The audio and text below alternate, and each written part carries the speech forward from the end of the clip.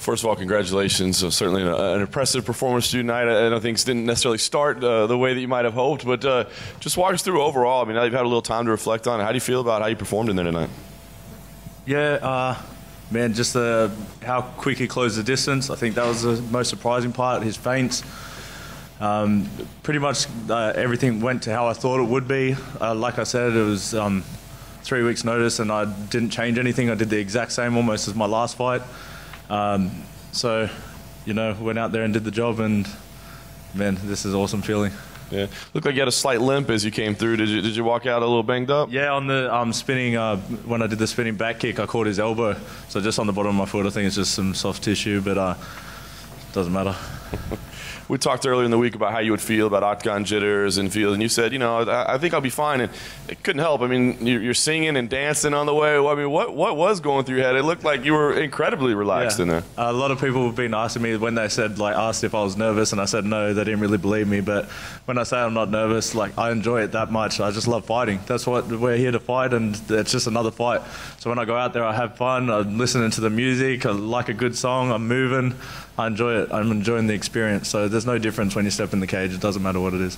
And making an impressive debut like this, there's going to be expectations on you. But, I mean, you're still very early in your career. Yeah. How do you see your career progressing from here? I mean, are you somebody that says, shoot me up to the top right away? Or do you say, hey, I'm still learning this game a little bit?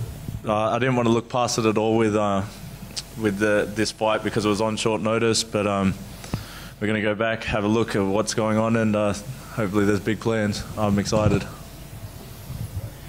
I think the big story here for people that don't know that much about you, Tyson, is the fact that you had a fight in 2013, then you took some time off, and then in 2016 you fought 3 times, end up in the UFC and win your fight.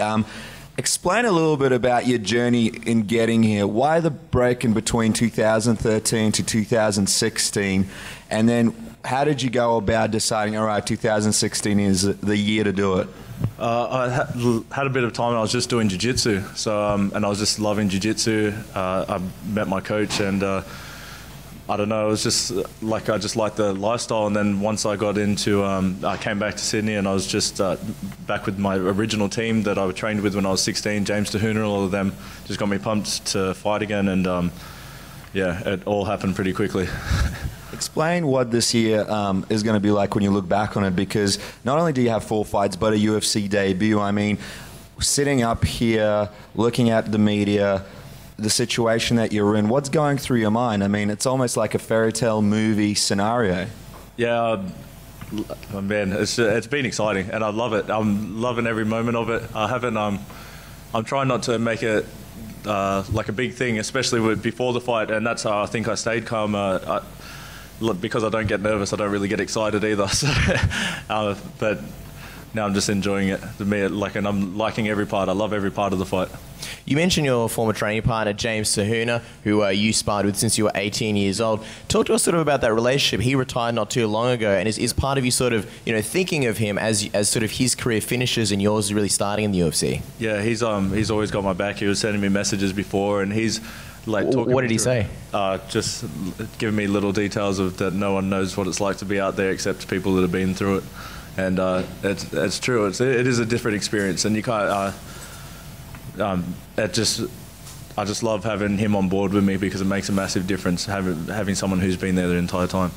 We touched on, obviously, your journey to sort of get to the UFC, and here you are with a great win. Is it true that at some point when the Jon Jones-Daniel Cormier fight fell out, you were interested in taking on Cormier? This may have been a while back. And which time was it?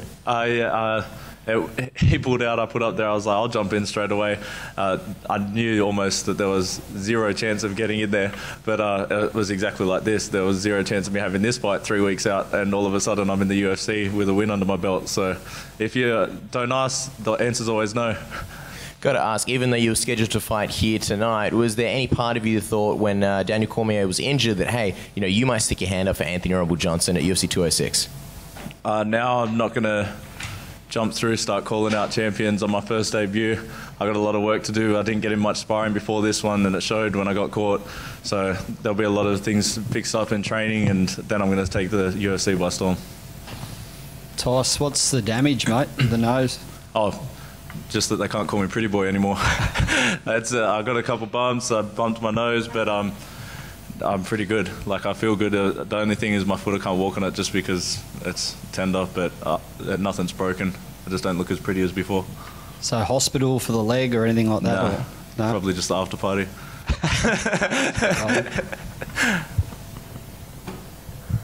When that left landed, how hurt were you? Honestly, I was pretty lucky. I was moving away as it cracked. It was a big shot, but I only saw it at the last second, and when I moved away, that was what saved me. Had I been squared up, his foot was right on the outside, it would have cleaned me out. We saw his time on Ultimate Fighter where, again, he was very strong on the feet, very powerful on the street, but on the feet, but not very strong. Obviously, his weakness was the ground game. Did you know that going in? Was the plan to always take him to the ground and submit? I actually wanted to stand with him, but when I blocked with my nose, it showed that it wasn't very very good idea. But I think I watched about 30 seconds of footage on him. My coaches told me what he was good and what he was bad at, and we just went from there. Am I right in thinking that you won a post-fight bonus, mate? How's that feel? An extra bit of cash in the pocket? Man, I keep asking and I keep getting. I might as well ask for the title shot the way it's going. I know you've got your family. Martial arts is a big part of your family. Your dad was a martial artist as well. Have you had a chance to talk to him and reminisce and sort of get this experience and what it meant for him as well as you? Yeah, he's been holding it all in because he was more excited. Like I said, I don't really get excited. When I got the contract, he wanted to just go nuts, but he knew that I don't like anything affecting me before the fight and not getting too excited. And then once we got backstage after the fight, he lost it.